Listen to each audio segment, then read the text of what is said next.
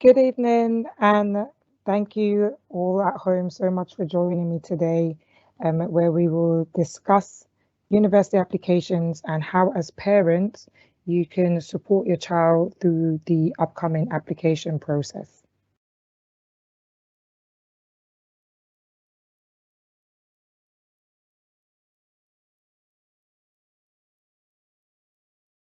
So I think it's important for us to start with looking at the why, what, how, where of higher education, just to kind of focus our thoughts as to why this process is so important and why it's so important that we get it right for our young people. So after completing their A levels, students in year 12 typically complete their A2 studies and then begin the process of making their university applications.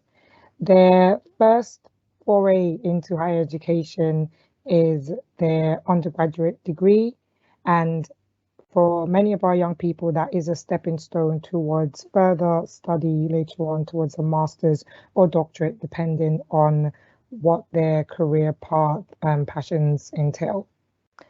So, in terms of why focus on higher education, it's an opportunity for our students to kind of follow through on their dreams and ambitions and achieve a qualification that could lead to the career they might have been thinking about for most of their lives, or they may have suddenly discovered throughout their A-level studies.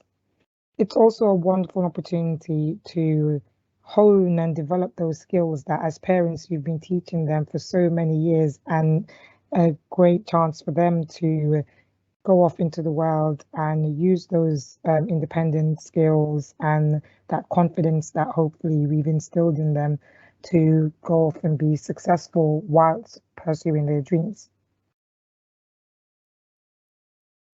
The importance of the undergraduate degree can't be neglected. It's a chance for students to better their job prospects once they've got their first degree. Also, many employers target graduates, and it also opens up those doors for graduate learning opportunities and graduate development opportunities, which can enable them to start working towards being at the pinnacle of their chosen career. It also tends to increase the earning potential of the young person. Statistically, people with an undergraduate degree or master's degree tend to earn more than those without.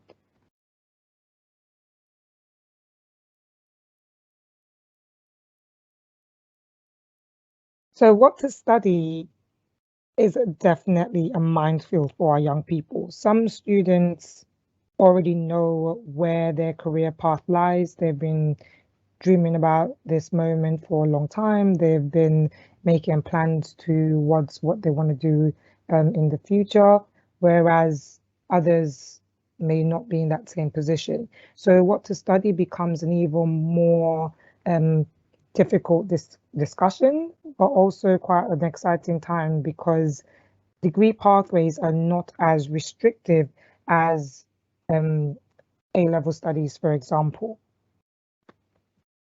So what we've done as a school is we've put together a list of possible career pathways that students could embark on and ones that our alumni students have also embarked on to give our students an idea of what they could do with the A levels that they are studying at Parkhouse.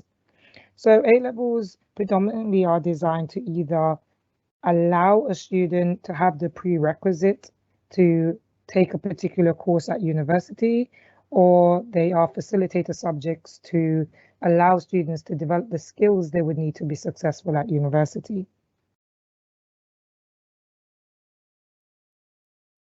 So this example on the screen is part of a document that is included in the sixth form prospectus and is available on the sixth form teams page for students to access.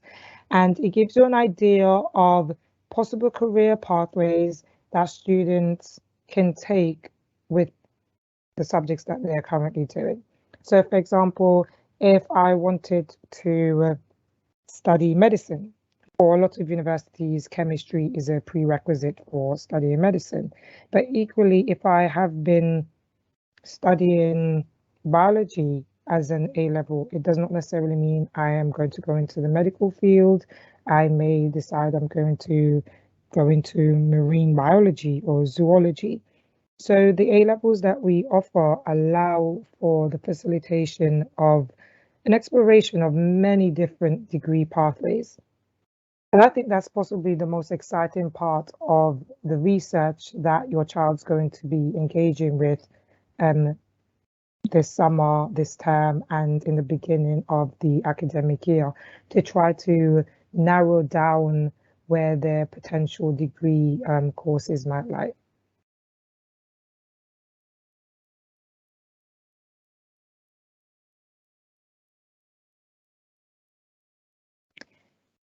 Where to go is also a very big part of the choice that your child is going to make. And this decision definitely has to be done with yourselves, as it dictates what university options students can access. So yes, a student might know that they would like to study in the US, for example. Maybe they are a US passport holder, or they would just like to study in the US because they have family there, etc.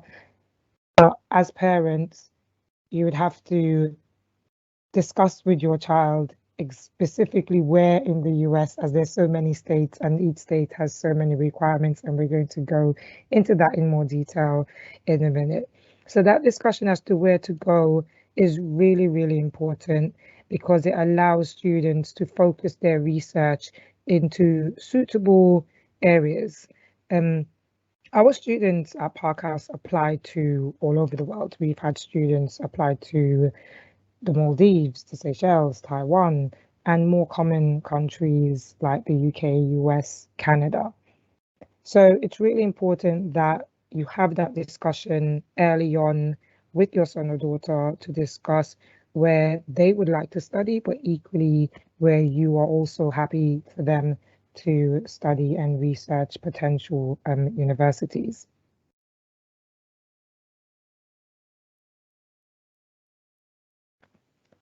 As mentioned, due to the vast array of countries that our students apply to, I think it's really key that we focus on the more popular countries just for the purpose of today's kind of introduction into the application process. However, should your family decide you would like to apply to anywhere in the world, please feel free to involve me in those discussions as you see fit. As I've been fortunate enough to have the opportunity to look into multiple countries and may be able to give some insight into the application process for that particular country.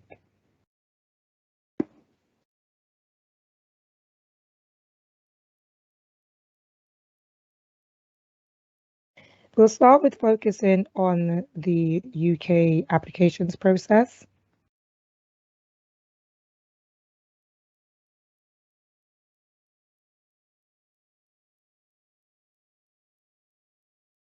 So all applications to the UK are processed through a website called UCAS, and UCAS submits the completed applications to the choices of universities that the students make.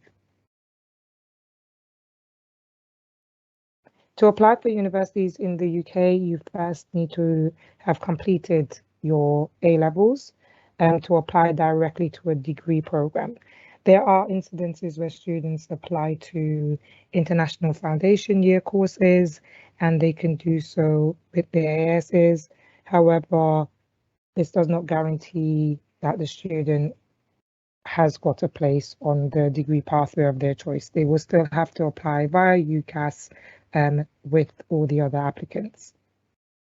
So UCAS is actually a really good website for initial research into degree pathways in and out of the UK, because the level of detail that they give to break down the course descriptions, the prerequisite requirements, etc., is very good.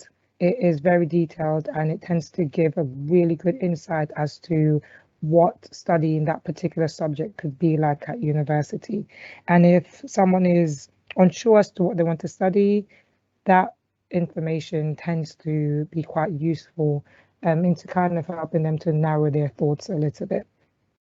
Also, as parents, there are several guides and articles accessible in the Parents Hub on UCAS that will help you as well to engage in those discussions with your child.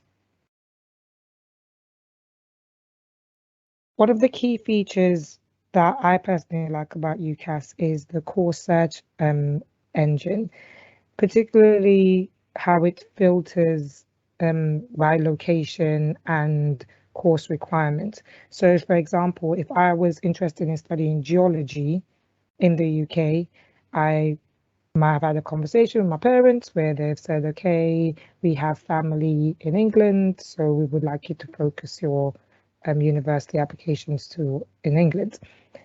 I can then use that UCAS search to filter through, and then that gives me a list of universities to do geology in England. A key thing to note when doing this research is the UCAS tariff points that are required to study that degree at the particular institution. So, for example, if I wanted to study geology at the University of Bristol, it gives me the information in terms of the start date, how many years the course is, and if it's a Bachelor of Science or Bachelor of Arts. It also tells me that the minimum UCAS requirements are 120 or maximum of 144. A-level studies and A-level grades are awarded UCAS points dependent on the grade the student is predicted or achieves at the end of their A-levels. So if I wanted to study at the University of Bristol this degree in geology, I would need a minimum of 120 UCAS points, which roughly equates to an ABC across 3 A-levels. Equally, if I've been studying 4 ASs this academic year, my grade for the AS I may not have continued if I've decided to only continue with 3 also counts. So if I received an A in one of my subjects, then I've already banked 20 UCAS points already. So it's really important that students, when they're doing their research, look at the UCAS tariff points that their possible grades could equate to make sure that they are looking at universities that match their expectations and also match their potential grade profile.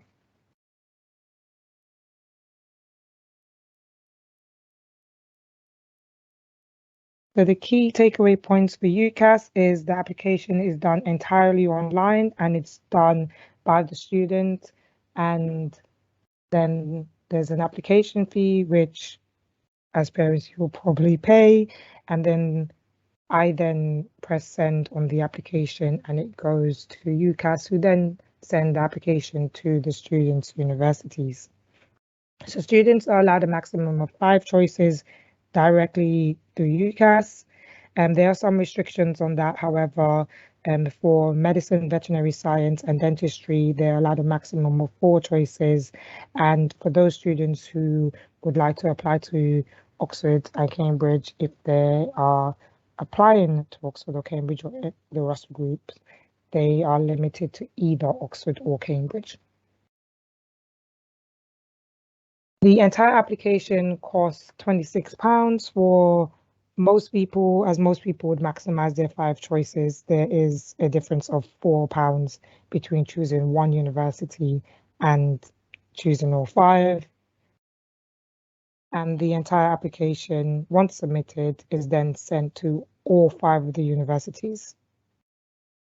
A key part of the application is going to be the student's personal statement. And this is the one chance students have to basically market themselves to the universities to stand out. It is their one chance to say, choose me for this course of my dreams over these other 5,000 people who are also applying for the course of their dreams. What makes me special for this course? And that one personal statement is used for all of their choices. So it is really, really important that the personal statement that is submitted is the best version of that student on paper. And as a result of that, sometimes we end up doing 5 to 15 drafts of the personal statement just to make sure that it is right and reflects that person to the best of its ability. And this is the first part of your child's summer homework from me. All the year 12s, once I've had a meeting with the year 12 students over the course of term 3 as they are returning on June the 5th, we will start the process of writing their personal statements and completing hopefully a first draft over the summer holidays, so that when students return in August, we can hit the ground running with, having a look at that personal statement and making improvements where necessary. Please ask your son or daughter to show you their personal statement. You know them best. You'll also be able to advise them if you think they're not marketing themselves as strongly as they could do. We obviously do the same at Park House, but as I said, you know them best and you'll be able to add value to their personal statement. They may not want to show it to you because having to write about yourself is always a difficult task, but please encourage them to do so they could get as much support with getting that right as possible.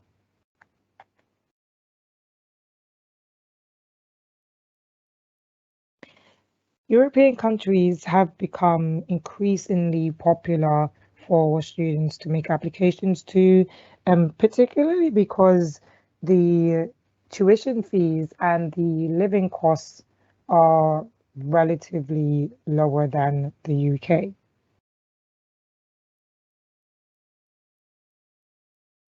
So all the European universities are very different. So if your family is hoping to make applications to a European country, significant amount of research will be required to make sure that the course is right for your child, the country is right for your family, and the living cost, the lifestyle, etc., match your expectations.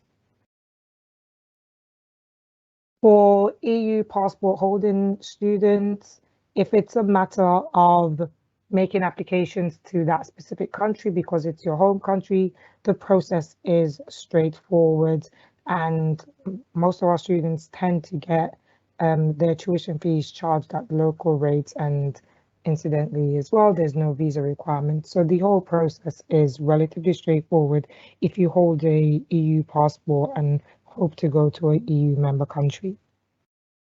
The fees are set by each individual university. So once again, I can't stress how important it is to do thorough research, as the same course could cost significantly less or significantly more at two different universities miles apart from one another. So I always suggest that students make sure that they create a spreadsheet and log all of their research in one place, which makes it easy for them when we're having our individual meetings to share with me, and we could discuss their findings, and equally easy for them to share with you when you're having those discussions at home. During our individual one-to-one meetings, I will give students a template to allow them to get started with that as well. If you're an international student applying to Europe, chances are you will need to apply for a study permit and the study permit would only be issued once you can prove that you have admission to a particular degree course. But normally we found over the years that the process for getting study permits, once you have your proof of admissions, is relatively straightforward.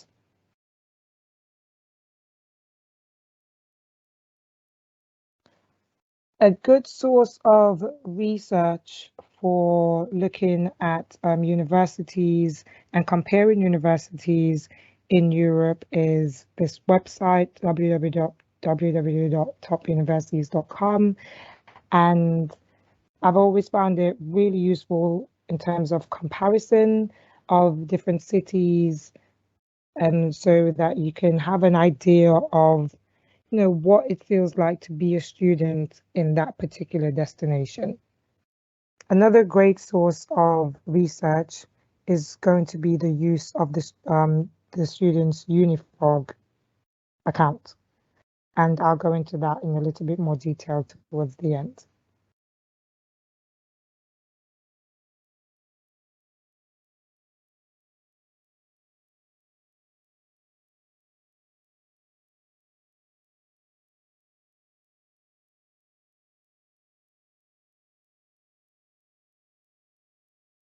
Okay, on to studying in the US. So studying in the US always has more factors to consider, I feel, than anywhere else, because a key thing is the scholarships that are offered in the US that aren't necessarily as large as the scholarships offered in the UK and Europe. The US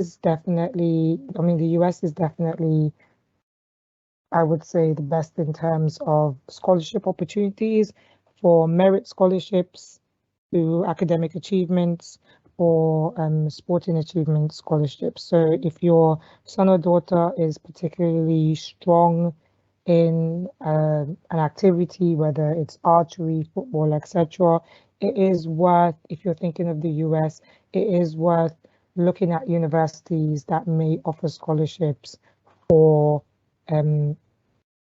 people who take part in particular sports. Also, as well, worth considering is the difference between states in the US. So that also requires a significant amount of research because university courses, university requirements differ massively between states in the US. Equally as well, the location plays such a significant part because the concept of a rural university in the US and a rural university in the UK is definitely different. And it's very important that you have those discussions about, what best suits your child. Would they be best suited to a city campus life or a more rural setting where you have certain universities where the town is built around the university? And those are factors that really need to be considered that best suits your family needs.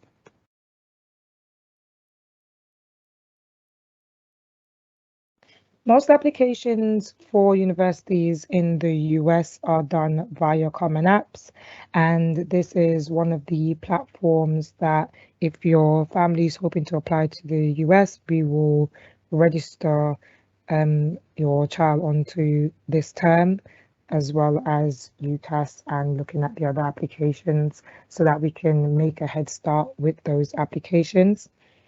For the US universities, you don't tend to need to submit a personal statement in the same way, but you do have what's known as essay prompts, and the essay prompts tend to basically be your personal statement just broken down via different questions. So the process of writing a personal statement or drafting a personal statement over the summer holidays is really very important, whether you're applying to the UK, Europe, or the US, as you have something concrete down that you could use for multiple applications. So with the US, because as mentioned, the requirements are so different between states, it's very important that you check the individual university requirements. And I've also found that the Education USA Doha liaison team are exceptionally good at getting back to our families with any questions they may have regarding specifics to do with visa entry, etc.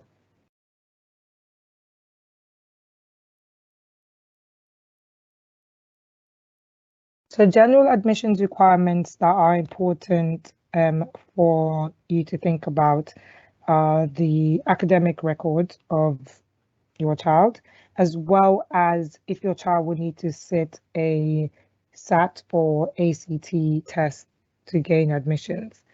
Because if they do need to sit a SAT or ACT test, they should be registering for those tests around now.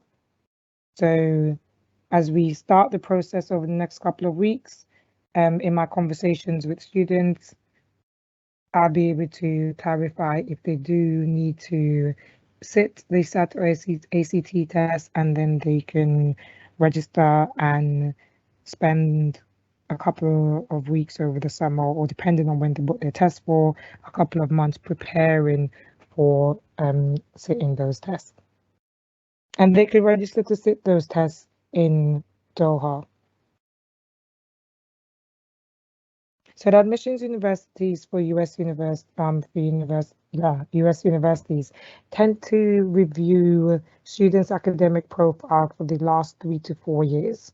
So the school compiles a academic transcript, and the academic transcript alongside the application of the student is submitted to the university so that they can make an informed decision as to whether or not they would like to make the student an offer to study at the university. If your child has not been in Park House for the last 3 to 4 years, then we tend to ask them to get their transcripts from their previous school for their GCSEs, and then we compile the academic transcript as one document.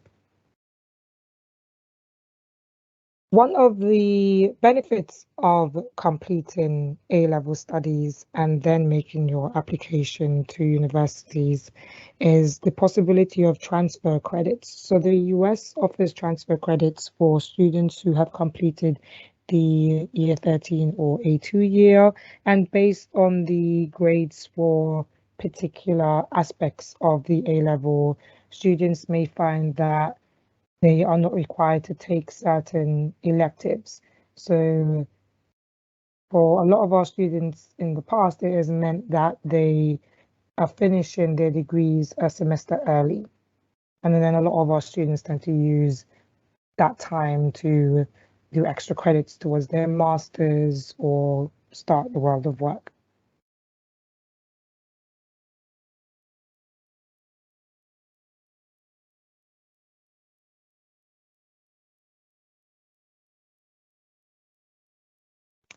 Canada has also become a very, very popular destination for our students. And the application process for Canada is relatively straightforward. You apply to each institution individually, and most of the applications are done online. You have the odd university that would like a hard copy application submitted to them. And in those incidences, we support families with ensuring that the application gets to the university in the right manner. If you're thinking of applying to universities in Ontario, there is the OUAC platform, which is very similar to UCAS, and you apply for the universities in Canada by the OUAC. You pay all the application fees via the OUAC, and then your application is sent to the different universities. The big difference between the OUAC and UCAS is that you aren't limited to 5 choices on the UAC, and there are different application fees for each different university. So for example, this year we've had a student pay around 2,000 Canadian dollars for application fees for universities alone because of the number of universities they apply to. Not everyone's going to spend that amount of money on application fees because it really is just reflective of how many different universities you apply to in Canada. And then that's, reflective of how much you then end up paying.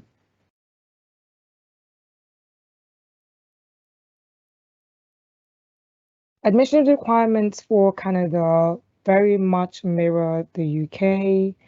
Students tend to require at least 6 to 8 GCSEs, including English, maths, and a particular science or language depending on the degree pathway.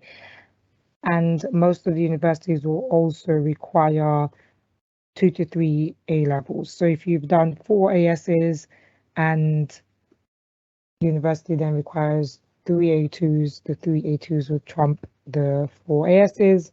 If the university requires 4 ASs, there are times where they would say we'll accept 2 A levels, and they give the A levels points to equate to the 4 ASs. So there's greater flexibility with the combination of qualifications you could use to apply to Canadian universities, but typically it's 4 ASs and 3 A2s.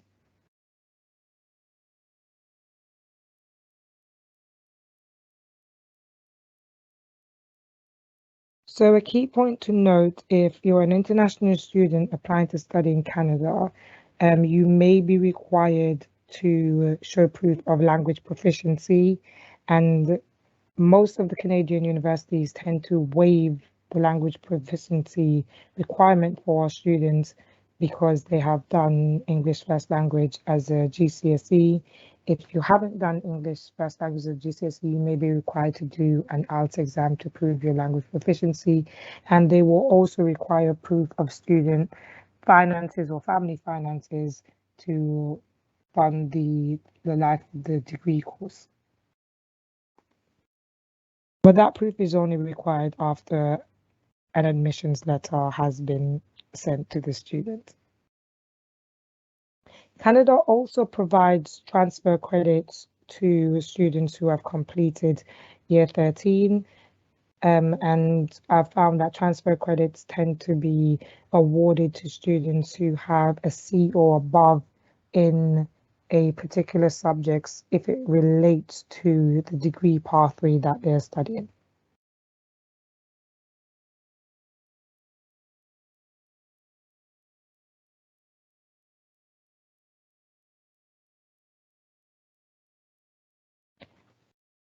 So we have seen an increase in students who are wanting to stay within Qatar, and as a result, it's really important to share with you like an overview of the application process for applying within Qatar. There's been an increase in the options available for further study in Qatar, with many universities from the US and the UK setting up sister university campuses in Qatar. The key thing with these options is for most of the universities, the application is done directly to the sister university campus in Qatar, and a lot of them will have their own platform that you could apply via their website. The universities in Qatar Foundation, the US universities there, all require you to apply via the common apps as if you would do if you were applying to their parent university in the US. So the application process is pretty much the same for that. General admissions requirements for universities in Qatar are your secondary school transcript, which will include 3 to 4 years of academic profile. The US universities tend to require SATs or ACTs, but due to COVID, a lot of the unis are making those optional for students. So when researching, it's worth noting if that is an option or if it must be completed. A lot of the universities also require a personal statement or letter of motivation, or the Common App prompts will have to be completed by the Common App, and recommendation letters, which the school provides, as well as interviews. And interviews are becoming more prevalent now that we're all, used to using online means. So it's made it much more accessible for universities to arrange for online interviews. And there are specific requirements for some of the universities, for example, Texas A&M would like a resume or CV as well as the application. Virginia Commonwealth requires students to submit a portfolio, which they have to hand deliver to the campus. And Georgetown requires a controlled writing exam as well as an interview. So it's really important that students are mindful of these additional requirements so that they are getting themselves prepared mentally for the process of either having to go through an interview or controlled writing exam, for example.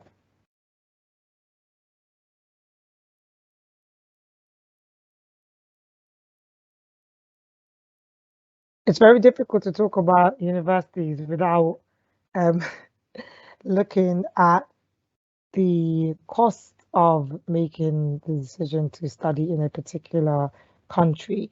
And as parents, you've probably been saving for this moment most of your child's life. And as such, you're as ready as you can be to make that decision as to where your child should study. I think it's very important that you have that discussion with your child. They may have ambitions of studying in countries that you may not have thought about. And it's really important that they are mindful when choosing their courses, choosing their universities, and doing their shortlist if they are restricted by any financial restrictions. Because as you can see, the average tuition fees alone differ significantly. And these are for international students. For home students, the costs are possibly half the amount that's on the screen. And once you start doing your research as a family, you'll have a better picture of what those courses specifically are for your family.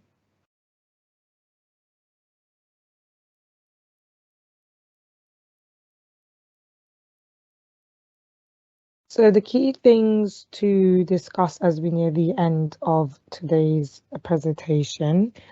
As a family, you should try to sit down as soon as you can to discuss the subject your child enjoys, because this is potentially a 3 to 6 year commitment dependent on the degree pathway your child wishes to embark on. You also need to discuss location, and not just the country that you are happy for your child to study in and your child also wishes to study in, but also, as I mentioned earlier, what kind of campus would they like to study on, and looking at transportation links, as you may wish to visit your child and your child will obviously would like to come home every so often as well. So for some families, it's really important that the campus is close to not just train stations, etc., for mobility, but also an airport for visitation. When discussing finances, don't forget to also think about the not just the course fees, but also the travel and living expenses, as those could differ greatly between campuses.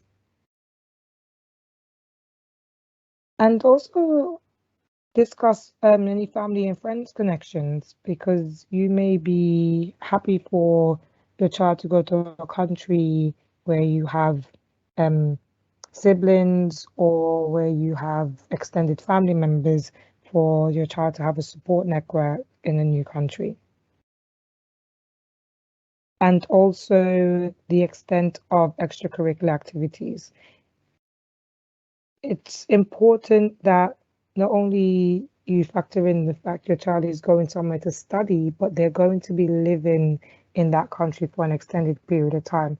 If there's a particular hobby or interest that they are passionate about, I think it's worthwhile looking into if they can still pursue that interest in their new country.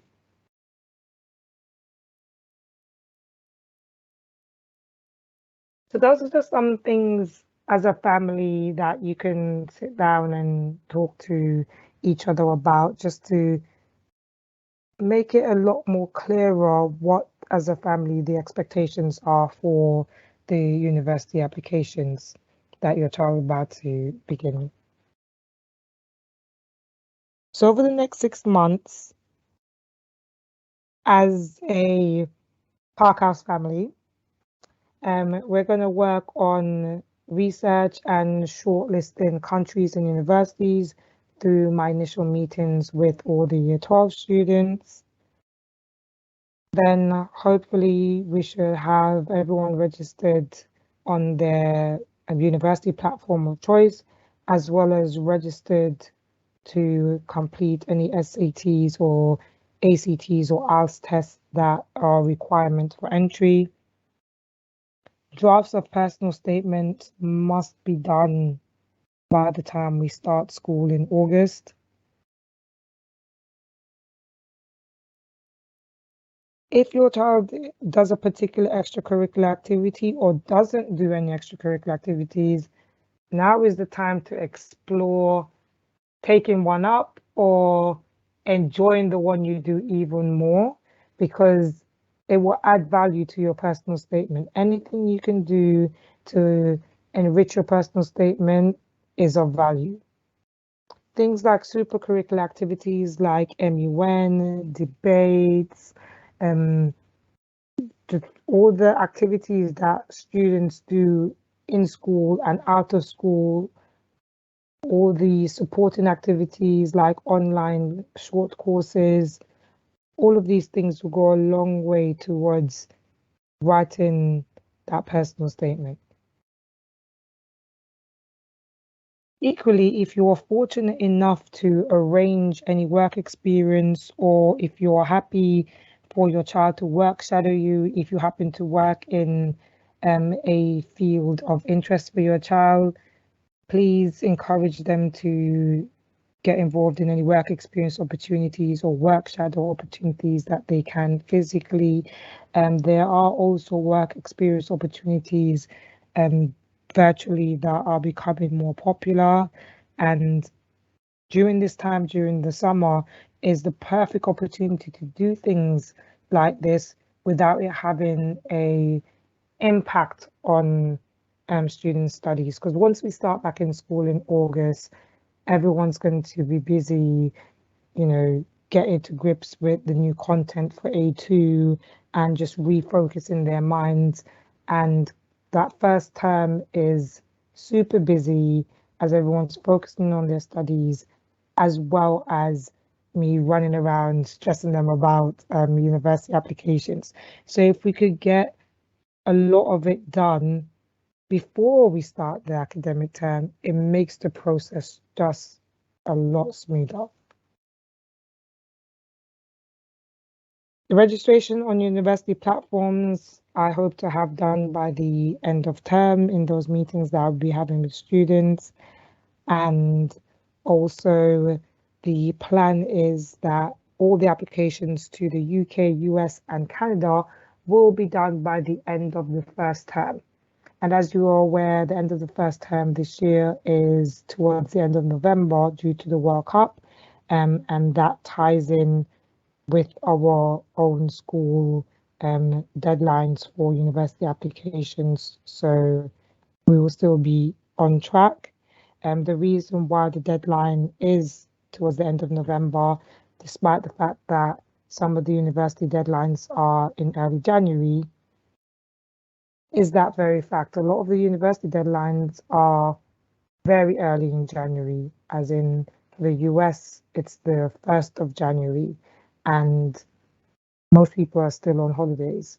So it gives me great anxiety if someone is applying to the US and they haven't done their application by the end of term, but that's not going to happen. So it's going to be a busy couple of months, but it is definitely worth the time in making sure that we get this process done correctly and done to the best of our abilities through sufficient research and putting in the work that we need to make sure those applications are as strong as possible.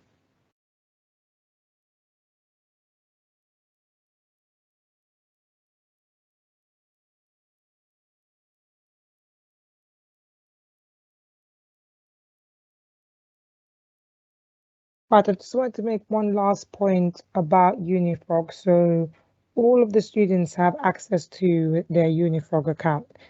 Um, this is a great platform for them to carry out research into careers if they're unsure as to specifically what area they want to go into. There's also research into the online courses that they can engage with to add value to their personal statement and to go more in depth into subject areas they may be interested in pursuing later on. And there's always information about different webinars and online university fairs, etc. And because it is in one central location, they're also able to carry out university research and comparisons on Unifog and make a short list that they can share with yourself or share with me, and they can edit as they go along. So I definitely will be encouraging students to make use of their Unifog over the summer as they begin their research to finalize their options, but also for looking into their career options, as well as online free courses as well.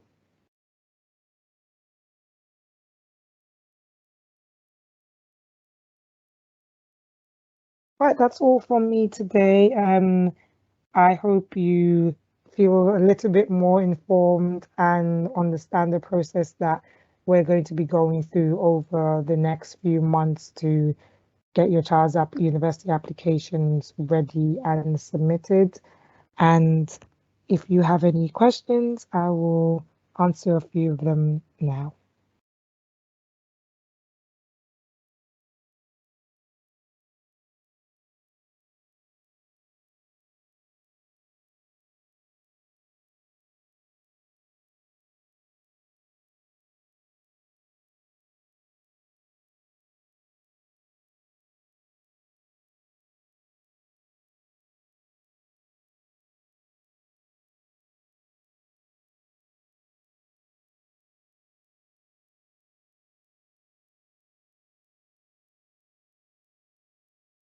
Okay, fantastic. I can't see any questions in the Q&A section.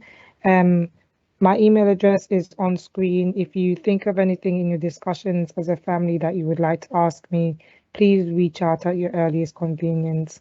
And thank you again for listening. Have a good evening.